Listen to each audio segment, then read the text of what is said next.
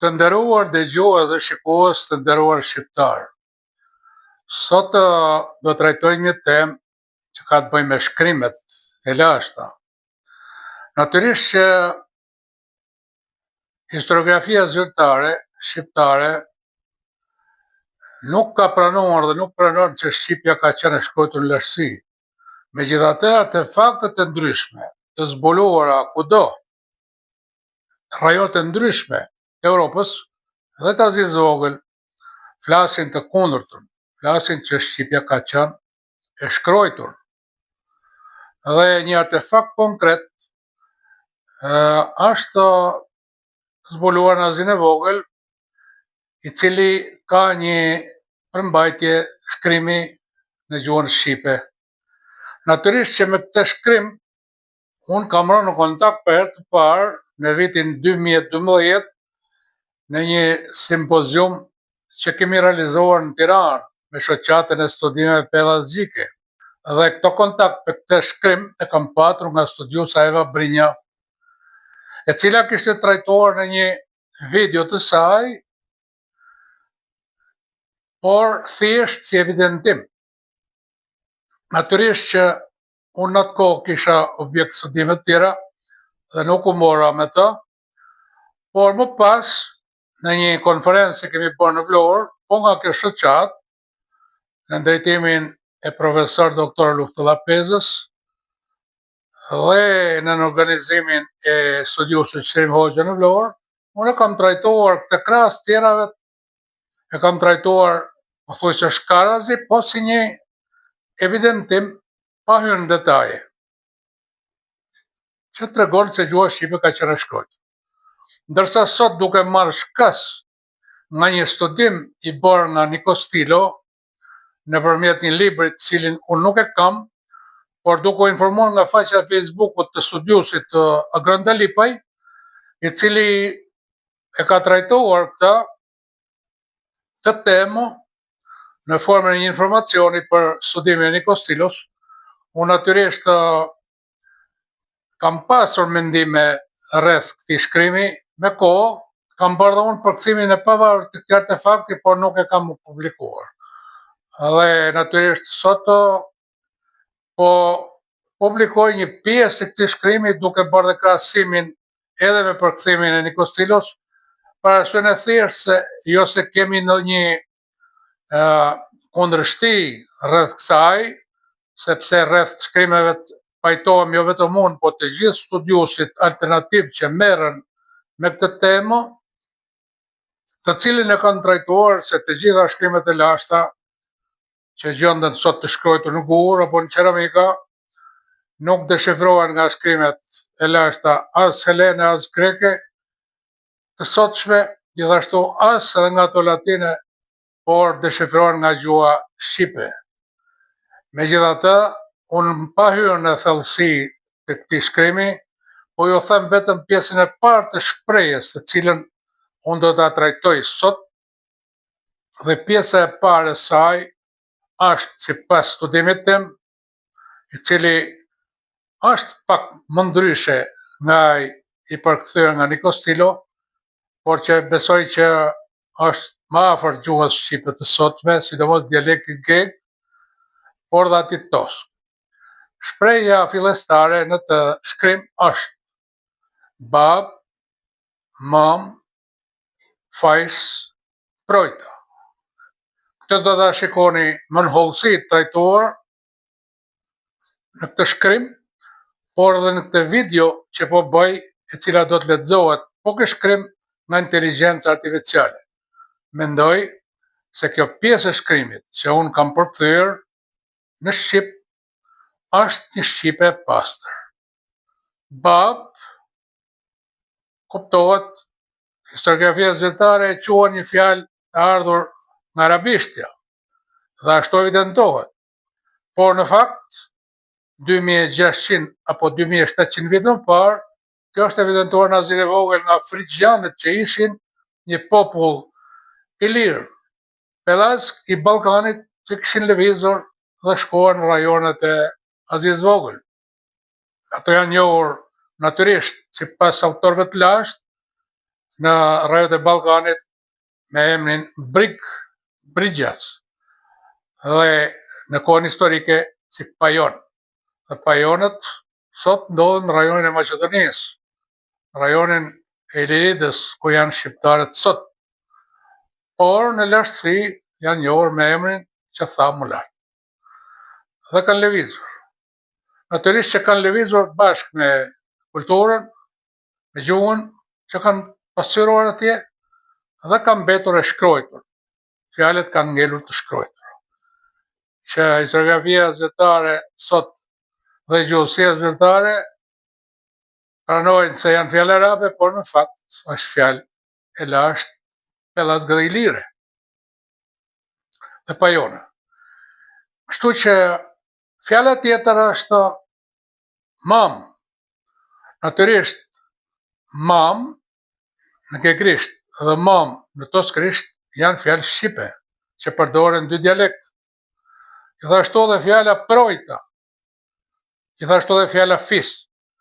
Fajs përdoret në zonën e Verilindore sot, pra përsëri nga zonat pajone, gek, pra del me njerë se ky emër është trashëguar dhe kjo fjala është trashëguar dhe përdoret dhe sot në Shqipe. Dhe projta po kështu përdoret përsëri në të zona dhe është përsëri një fjalë shqipe. Pra Shqipja ka mbajtur të pandryshuara këtu e 2600 apo 2700 vite më parë, sepse këtu janë evidentuar të shkrime në Azin e Vogël, në arkeologjia zyrtare, ka mbajtur të pandryshuara këto fjalë. Por më tepër,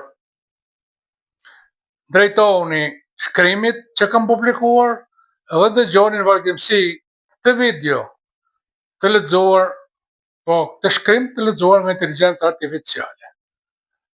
Natyrisht që kërkoj ndjes për disa mos lexime të sakta nga inteligjenca artificiale, sepse ka vështirësi në datat dhe vitet, por që besoj edhe në emrat, por që besoj që do t'jetë e kuptueshme në 97% të rasteve, për paqartësi të mundshme drejtohen në shkrim.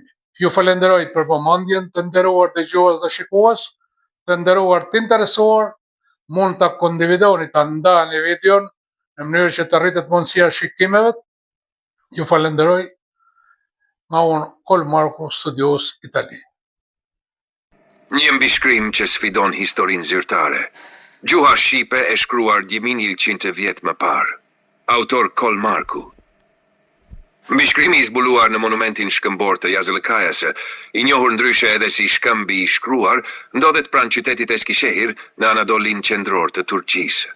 Ai përket periudhës së frigëve të lashtë, shekujt Yetësiuks PS, një qytetërim që pasoi hititët në atë rajon dhe që ka lënë gjurmë të rëndësishme në historinë e Azisë së Vogël.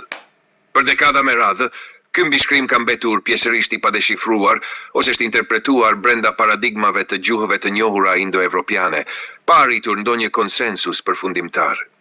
Megjithatë, një grup studiuesish shqiptar dhe ndërkombëtar me një qasje alternative, ndërta Nikos Stylo, Eva Brinja, Profesor Dr. Luftula Peza, Arben Lalla, Agron Dalipaj, Aleksandr Hasanas, Ilir Mati, Muharrem Abazaj, Kolmarku, Maniani dhe Nermin Vlora Falashi kanë propozuar një tezë revolucionare, se mbishkrimet në gjuhë si pellazgjishtja, etruskishtja, lidishtja, frigjihtja e tjera marrin kuptim vetëm përmes gjuhës shqipe. Në këtë kontekst, disa nga këta studiues pohojnë se mbishkrimi i Yazılıkayasë është shkruar në një gjuhë të afërt apo identike me shqipen, e cila do përfaqësonte kështu një vazhdim si të drejtë për drejtë të gjuhës pelazge, e folur dhe e shkruar në Ballkan dhe përtej që nga epoka e bronzit. Duke u nisur nga një postim në Facebook, më 22.000 si studiuesit Agron Dalipaj, lidhur me një artefakt me shkrim frig në Azinë e Vogël, i studiuar nga Nikos Stylo, edhe unë, si mbështetës i së njëjtës teori alternative që shkrimet e lashta në Europë dhe Azi të Vogël gjejnë kuptim vetëm përmes gjuhës shqipe, e mbështes dhe e thelloj këtë studim. Këtu paraqes një version timin të përkthimit të këtij shkrimi të lashtë 2600 vjeçar. Transkriptimi dhe interpretimi alternativ i mbishkrimit. Transkriptimi sipas Nikos Stylo. Baba im Bembedia i di, projta dio si kishan. Adi e shose, diken e mban elles. Ky transkriptim, I marrë nga shkronjat e alfabetit Frigg, sipas autorit ka një kuptim të qartë në shqip. Teza sugjeron se alfabeti Frigg është një variant I lashtë I alfabetit pelazgjik, nga I cili rrjedh edhe alfabeti që sot, gabimisht, quhet grek arkaik. Studiuesi Kolmarku thekson një shprehje kartësisht shqipe. Babë, nëmë, fajs, projta, përkthimi. E mbrojta babain tim, nënën time dhe fisin. Kjo fjali ka rëndësi jo vetëm për vlerën e saj gjuhësore, por edhe për mesazhin simbolik. Referimit e të parët dhe akti I mbrojtjes së familjes dhe fisit është një shprehje arkaike e besnikërisë dhe shenjtërisë ndaj bashkësisë, një temë e shenjtë në të gjitha kulturat indomesdhetare të lashta. Analiza gjuhësore dhe leksikore e fjalëve kyçe. Babe. Fjale e pranishme në të gjithë dialektet e Shqipes me prejardhje që I përket periudhës ilire. Nëm, dokumentuar nga Frank Bardhi në Dictionarium Latino-Epiroticum si sinonimi nën. Faiz, forma arkaike e fjalës fis, klan, e pranishme edhe në stelet e Lemnos, të lidhura me pelazgjet. Projta, formë dialektore e foljes shqipe me mbrojt, ende në përdorim në verilindjen e Shqipërisë. Konteksti historik. Frigjet, brigjet dhe pajonet. Frigjet, sipas burimeve të lashta, Herodoti, Straboni, Pseudoskymnos, vinin nga Ballkani ku njiheshin si brigjes. Kur u zvendosën në Anadol, u quajtën frygjes. Pajonet, një tjetër popull I liro-trak, banonin në të njëjtin rajon dhe ndanin shumë tipare kulturore. Sipas Mbisa Kellariou, ata ishin ngushtësisht të lidhur me ilirët, duke përforquar tezën e një vazhdimësie kulturore dhe gjuhësore në rajon. Vlera kulturore e mbishkrimit. Fakti që mbishkrimi përmend familjen dhe fisin, së bashku me aktin e mbrojtjes, ka një domethënie të madhe antropologjike. Është një dëshmi simbolike që gjen jehon edhe në kulturën arbëreshe moderne, ku koncepti I fisit dhe familjes mbetet qendror. Dëshmit në terren dhe kontributi I studiuesve. Mbishkrimi u dokumentua për herë të parë nga studiuesja Eva Brinja dhe më pas u prezantua nga Kolmarku në një simpozium në Vlorë mbi historinë dhe gjuhën shqipe. Studimet e mëtejshme janë kryer nga profesor Dr. Luftula Peza, Aleksandr Hasanas, Ilir Mati, Arben Lalla, Agron Dalipaj, Muharrem Abazaj, si dhe më herët nga Zmaniani dhe Nermin Vlora Falashi. Një kontribut I rëndësishëm vjen gjithashtu nga akademiku evropian Albert Nilolla.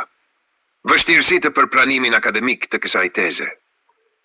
Teoria klasike indo-evropiane, Shqipja u përfshi vonë dhe me rezerva në modelet krahasuese të shekëmbim. B. Mungesa e dokumenteve të shkruara para shekvindët përdoret si pretekst për të mohuar një tradit më të vjetër shkrimi. C. Ndikimi I akademive greke dhe slave, shpesh kanë erësuar rolin historik të gjuhës shqipe. Frika nga etiketa pseudoshkencë, çdo teze që përfshin pelazgjet ose përdor shqipen për të deshifruar tekste të lashta shpesh diskreditohet. E. Rishkrimi I paradigmës historike evropiane. Pranimi I shqipes si gjuhë e shkruar e lashtë do të ndryshonte rrëfimin historiografik kontinental. Kontributi I 33 studiuesve evropian. Në vitin 2024, në një konferencë në Rom, 33 studiues evropian e njohën shqipen si një nga gjuhët më të vjetra të Evropës, me vazhdimsi të dokumentuar mbi 6.000 vjet. Kjo njohje përfaqëson një hap të rëndësishëm drejt një vizioni të ri historik për gjuhën shqipe. Teza e shqipes si qelës për deshifrimin e shkrimeve të lashta. Sipas studiuesve të përmendur, shqipja mund të përdoret për deshifrimin e mbishkrimeve etruske, pelazge, frigje, lidiane, trake, kryerjen e analizave fonetike dhe morfologjike, kuptimin e fjalëve rituale, shoqërore dhe fetare, përdorimin e fjalorëve historik të shqipes së vjetër dhe dialekteve të saj. Përfundim. Një fragment I mbishkrimit të Jazëllëkajas, I leksuar në shqipsi, e mbrojta babain tim, nënën time dhe fisin, kërkon një rivlerësim të thellë të historisë së shkrimit në Europë. Ky shembull paraqet një strukturë gjuhësore koherente me shqipen, përçon një mesazh të fuqishëm identitar dhe kulturor. Mund të përfaqësojë një dëshmi të përdorimit të shkrimit në gjuhën shqipe në epokën arkaike. Ky interpretim, edhe pse jo përfundimtar, pasi duhet të thellohet mëtej për përkthim të plot të gjithë shkrimit, si dhe të plotësohet me shembuj dhe me të dhëna të tjera arkeologjike e gjuhësore. Por siç vërehet me lehtësi, Ky përkthim përmban në bazë një element shkencor të pamohueshëm, sepse siç e pam, ky është i mbështetur në të dhëna gjuhësore, historike, arkeologjike dhe kulturore, dhe duhet të trajtohet si pjesë e një kërkimi më të gjerë për rënjet e vërteta të qytetërimit evropian, të cilat deri më tani janë kërkuar në një pistë të gabuar. Por, për të zbuluar të vërtetën, ato do të zbulojnë gurët e qeramikat e shkruara në antikitet, dhe të studiojnë më hollësi gjuhën e sotme të folur shqipe, dialektet. Aty do t'i gjejnë fosilet e gjalla të Shqipes të shkruajtura në gurët dhe qeramikat e lashta. Në këto dy burime gjendet thesari i pacmuar i gjuhës shqipe dhe kontributi i saj në gjuhët europiane. Shënim. Studimi realizuar në bashkëpunim me inteligjencën artificiale. Fusnota, Shi Ekrem Qabej, studime gjuhësore, Volkërkshën Tiran, Ash, 1946, Fefnë Nothit, 2010. Frank Bardhi, Dictionarium Latino-Epidrotion Face, F. 2001. H. Jeffrey, The Local Scripts of Archaic Greece, Oxford, 1961, F. Patriti Fismitastro. Luftula Pesa, Gjuha e lashtë dhe ilirishtja, Tiran Pleiad, 2012, F. 122 to 123. Herodoti, History, Lib 773. Straboni, Geographia, Lib 7th. M.B. Saculario, Macedonia, 4,000 Years of Greek History and Civilization. Shënim, të nderuar leksues, përfundimet besoj janë të qarta për gjithë secilin. Jeni të lutur që kushdo që është i interesuar ta leksoni me vëmendje dhe ta dëgjoni edhe këtë tekst, dhe do të keni mundësi të ndiqni edhe video tekstin të leksuar nga IA. Ju kërkojmë ndjese për disa leksime fjalesh, datash apo vitesh që IA ka vështirësi t'i perceptoj, por jeni të lutur të leksoni dhe shkrimin pasi i keni qarta aty. Mund ta komentoni e shpërndani pa problem natyrisht duke ruajtur etiken dhe të drejtën e autorit. Ju falenderojmë për vëmendjen dhe kohën e kushtuar. Jeni të lutur të mos harroni t'i bëni pëlqim shkrimit dhe videos nëse e shikoni të arsyeshme, sepse kështu do të rritet mundësia e përhapjes. Ju uroj një ditë të mbar dhe miru pafshim së shpejti në shkrime dhe emisione të tjera në vazhdim. Kolmarku, Itali, do t'jet gatër djudje një begjt.